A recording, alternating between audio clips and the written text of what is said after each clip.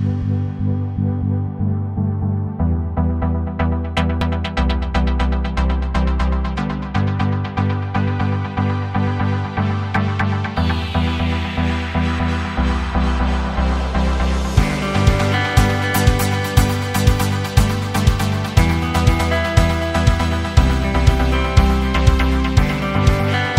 à toi Globetrotter et bienvenue ici au 27e Festival des Globetrotters à Paris Sud, à l'Opéra de Massy-Palaiseau, où durant 3 jours, les aventuriers, les routards, les Globetrotters, les baroudeurs, les tours du mondistes peuvent partager leur expérience durant ce festival qui se passe donc à Paris Sud. Et notamment, je reçois aujourd'hui Florian Coupé. Comment vas-tu bien? Très bien, et toi? Je suis en train de te montrer ton micro. J'ai mon micro, oui. Alors, tu es seul ici, mais normalement il y a également ta femme Élise Coupé qui va venir plus cet après-midi. On est samedi aujourd'hui au niveau de l'enregistrement. Donc vous deux, vous êtes partis faire un petit voyage. Un petit voyage, on peut dire ça. Voilà, de Paris à Hong Kong à vélo. Alors voilà. Avant de nous parler un petit peu de ton voyage, tu as 30 ans, tu es ingénieur dans l'environnement. Ta femme Élise est policière, elle a 27 ans. Vous êtes deux Picards qui s'installent à Paris. Quand je dis s'installent, parce que vous venez juste de revenir un instant. Voilà. Il y a combien de temps vous êtes revenu de Ça fait 1 mois et demi là. On est arrivé en août, le 9 août. On a atterri à Charles de Gaulle et ça, on se remet doucement à la vie sédentaire. On recherche un appartement, un travail. Ouais, bah c'est bien. On t'en passer l'annonce en ce moment. Exactement. C'est exactement le but. Alors donc vous avez fait donc pendant 1 an en couple à vélo Paris-Hong Kong. Et pourquoi vous êtes parti faire un voyage comme ça à vélo? Et pourquoi à vélo à la base?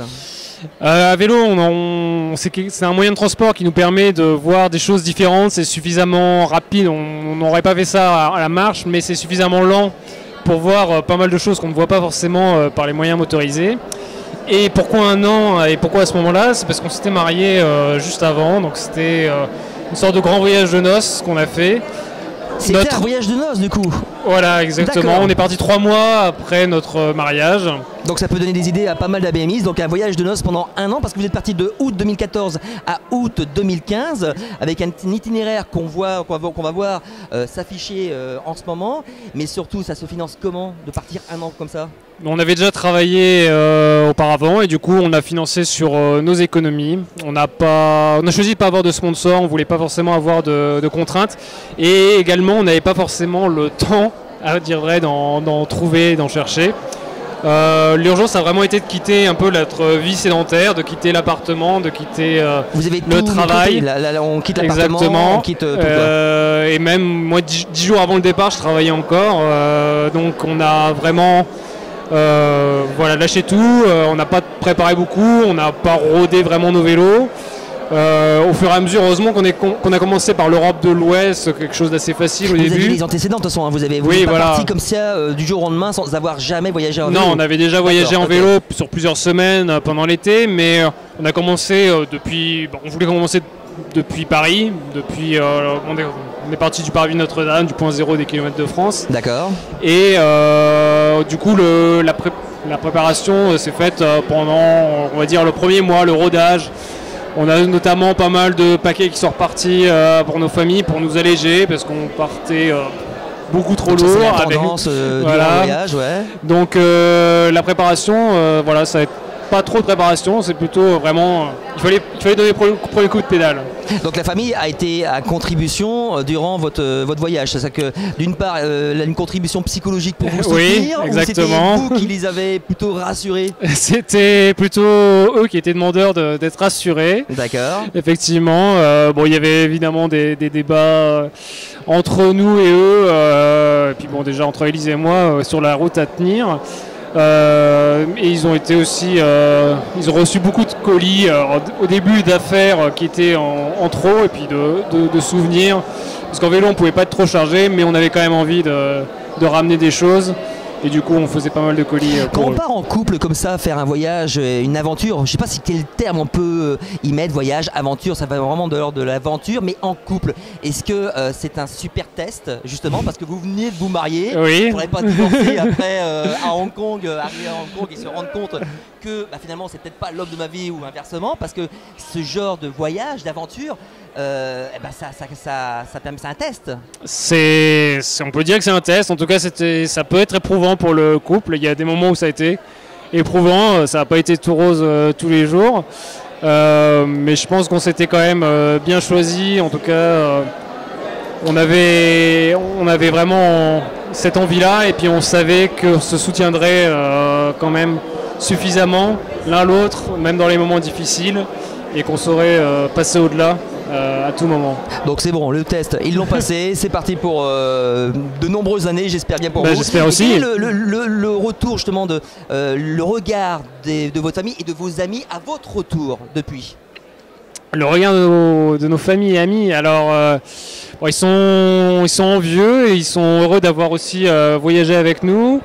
On a évidemment parfois un petit décalage, quand on revient comme ça dans le voyage, on sent peut-être les choses, on trouve certaines choses un peu futiles peut-être, un petit peu, on nous avait prévenu qu'on allait avoir cette impression.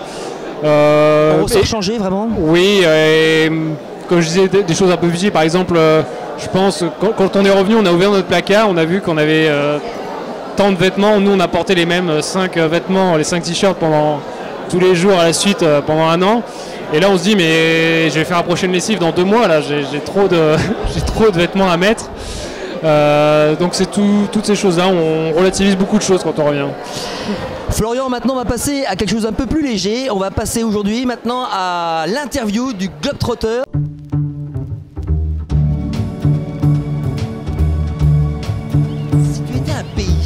Lequel? Ouh là là. Parmi ceux que tu as fait justement. Parmi ceux que nous avons traversés, peut-être bien la Turquie. Si tu étais un équipement de voyage. Équipement de voyage, un rétroviseur sur le vélo. Si tu étais une coutume. Une coutume, le thé en Turquie. Si tu étais une religion ou une croyance. Une religion, une croyance, je serais une ethnie christianisée en bordure de l'Inde. Si tu étais une langue étrangère. Je serais le serbo-croate, parce que c'est une langue où se mêlent pas mal d'influences, et c'est là, en tout cas les Balkans aussi, on a beaucoup aimé cette terre où se rencontrent pas mal d'influences et de religions. Si tu étais une spécialité culinaire étrangère. Alors, je ne serais pas le thé masala en Inde, en tout cas, ça c'est sûr. Je serais peut-être le kavalti turc, le petit déjeuner du matin, très roboratif, qui est parfait pour faire du vélo.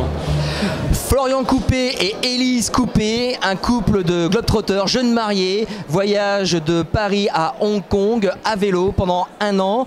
Je rappelle le site internet aveloversl'horizon.fr qui s'affiche juste ici si vous voulez les contacter pour avoir plus d'informations, pour vraiment essayer d'avoir, si vous avez un projet identique, je pense qu'ils se feront une joie de partager leurs infos. En tout cas, merci d'être venus. Un gros bisou à Madame la mariée, à Madame Élise Coupé, et à très bientôt sur le plateau d'ABN TV. Merci. À bientôt. À bientôt. Merci. Au revoir.